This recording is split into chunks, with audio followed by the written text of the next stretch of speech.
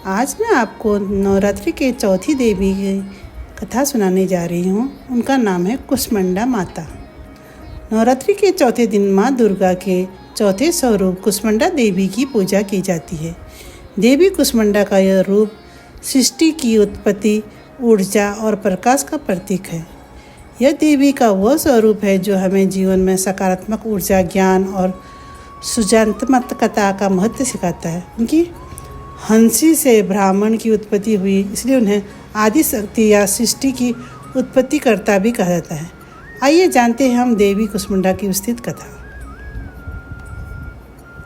पौराणिक कथाओं के अनुसार सृष्टि के आरंभ में जब चारों ओर केवल अंधकार था और कहीं भी जीवन का कोई चिन्ह नहीं था, तब देवी ने अपनी मुस्कान से इस अंधकार को दूर कर ब्रह्मांड की रचना की। देवी के मुस्कुराते ही चारों ओर प्रकाश फैल गया और तभी से उन्हें कुष्मांडा के नाम से जाना जाने लगा। देवी का नाम कुष्मांडा 3 शब्दों से मिलकर बना है।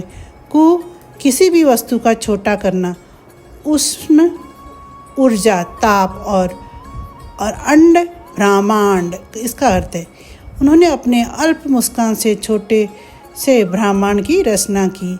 उनकी हंसी से ही संसार का सृजन हुआ और उन्होंने समस्त ग्रह नक्षत्रों को अपने भीतर समाहित कर लिया। देवी के इस रूप को सृजन की अधिष्ठात्री देवी कहा जाता है, जो ब्रह्मांड की संरचना के साथ साथ उसकी ऊर्जा और संतुलन को भी बनाए रखती है। जब देवी ने ब्रह्मांड की रचना की तो सभी देवता, ऋषि मुनि और जीव जंतु उनकी रचना से अभिभूत हो गए। सृष्टि के जन्म के बाद एक समय ऐसा आया जब संसार में असुरों का आतंक बढ़ने लगा और सभी देवता भयभीत हो गए।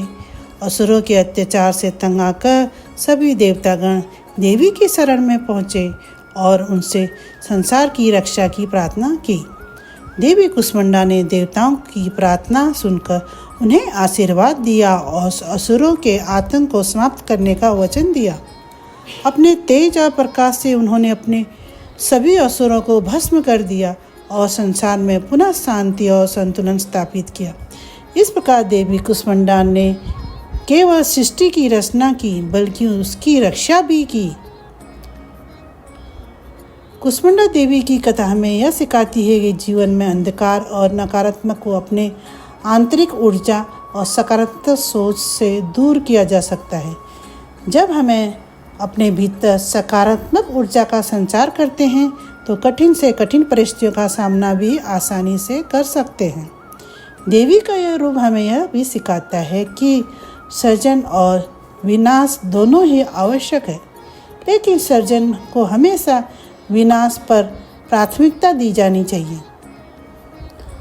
कुष्मांडा देवी की पूजा करने से साधक को स्वच्छ वस्त्र धारण करना चाहिए। देवी के समित धूप, दीप, सुगंधित फूलों से उनकी आराधना करनी चाहिए। उन्हें मालपुआ, गद, ताजे फल का भोग अर्पित करना चाहिए, क्योंकि यह सभी खाद्य पदार्थ देवी को अत्यंत प्रिय है। कुष्मांडा की यह कथा हमें यह बताती है कि जब संसार में कोई भी कार्य असंभव प्रतीत हो, तब हमें अपनी आंतरिक ऊर्जा और दृढ़ता को जागृत कर उसे संभव बनाने का प्रयास करना चाहिए।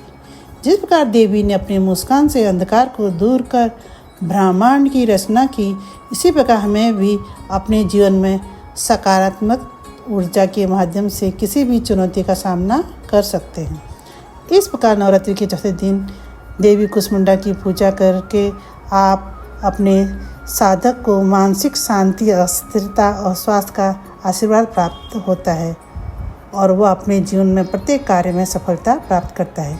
देवी की कृपा से उसे हर प्रकार से भय, बीमारी, असफलता से मुक्ति मिलती है और एक सफल, समृद्ध और स्वस्थ जीवन का आनंद लेती है।